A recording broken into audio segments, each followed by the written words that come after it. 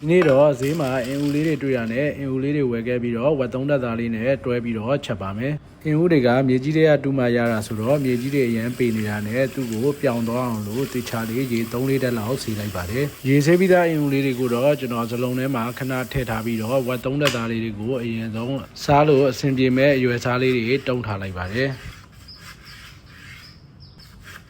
အတုံးတုံးပြီးသားဝက်သားလေးတွေကိုတော့အရသာနှက်ဖို့အတွက်အရင်ဆုံးသလုံးထဲမှာထည့်ထားလိုက်ပါတယ်ပြီးရင်တော့အင်တာနက်နဲ့ကြက်သွန်ဖြူလေးနည်းငယ်ကိုတင်ထားပြီးတော့ဝက်သားထည့်ထားတဲ့သလုံးထဲမှာပဲချင်းလေးတွေကိုခြေထည့်ပြီးတော့ကြက်သွန်ဖြူလေးကိုလည်းကြိတ်ထည့်ထားလိုက်ပါတယ်အရသာအတွက်တော့စားနဲ့ငရုတ်ကောင်းလေးကိုထည့်ပြီးတော့ကျွန်တော်သမီးလေးရောစားမှာဆိုတော့အဆက်သိမ့်မစားနိုင်မှာဆိုတော့လည်းရောင်နေမုံလေးနည်းငယ်ပဲထည့်ထားလိုက်ပါတယ်ကျွန်တော်ကတော့ချုံမုံမသုံးတဲ့အတွက်နောက်ဆုံးမှာ QC လေးထည့်ပြီးတော့နှက်သက်အောင်နေပြီးတော့နိုင်ဝက်လောက်နှက်ထားလိုက်ပါတယ်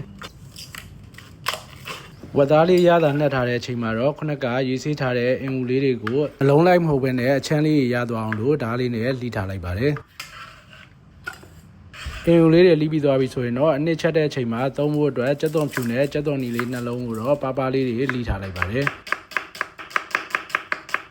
ဟင်းချက်ဖို့အသီးနှံတွေရောအသားတွေရောအကုန်လှီးပြီးသွားပြီဆိုရင်တော့အိုးထဲမှာအရင်ဆုံးစီနှဲငယ်ထည့်ပြီးတော့ကြက်သွန်နီလေးတွေကိုအရင်ဣလာအောင်ကြော်ထားလိုက်ပါတယ်ကြက်သွန်နီလေးဣလာပြီဆိုမှရောင်နေမုံနဲ့ကြက်သွန်ဖြူလေးထည့်ပြီးတော့စီတက်ထားလိုက်ပါတယ်ပြီးရင်တော့ခုနကအရသာထည့်ထားတဲ့ဝက်သားလေးတွေထည့်ပြီးတော့အသားလေးတွေတင်းလာအောင်လို့ကြော်ထားလိုက်ပါတယ်နောက်ဆုံးမှာတော့အင်ဦးလေးထည့်ပြီးတော့ရေနှဲငယ်ထည့်ပြီးအောက်မှာကက်နေတဲ့ကြက်သွန်နစ်ကလေးတွေကိုဇုံလေးနဲ့ဖယ်ထားလိုက်ပါတယ်ပြီးရင်တော့ဝက်သားနဲ့အင်ဦးလေးတွေကိုဣသွားအောင်လို့ pressure cooker ပေါင်းထဲမှာရေလေးနှဲငယ်ထည့်ပြီးတော့ဒါဝက်လောက်တည်ထားလိုက်ပါတယ်